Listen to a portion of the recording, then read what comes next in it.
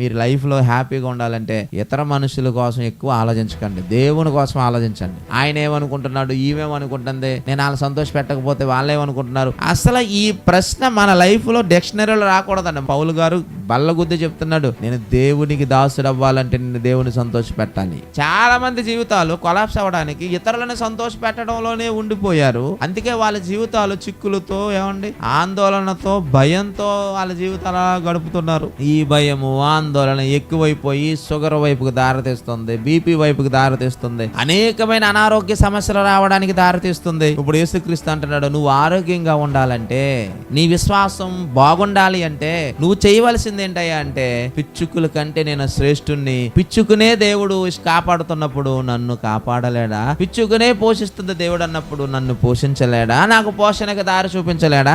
నేను విశ్వాసం కలిగి దేవునిలో బ్రతకాలి అన్న ఆలోచన ప్రతి సేవకునికి రావాలి, ప్రతి విశ్వాసికి రావాలి. ఎవరో ఏదో చేయట్లేదని మనం ఎందుకు బాధపడాలి? ఎవరో ఏదో చేయట్లేదని మనం ఎందుకు డిస్కషన్ చేయాలి? మన తండ్రి ఏమన్నా లేనివాడా? మన తండ్రి అనే దేవుడు పేదవాడా? ఈ రోజు మనం అన్నం తినగలుగుతున్నామంటే దేవుని చలవ, దేవుని దయ. బ్రతుకునిచ్చిన దేవుడు బ్రతికిస్తాడు, పరలోకం ఇస్తాడు. అసలు ఈ భూమి మీద దేని గురించి కూడా మనం చింత పెట్టుకోకూడదు.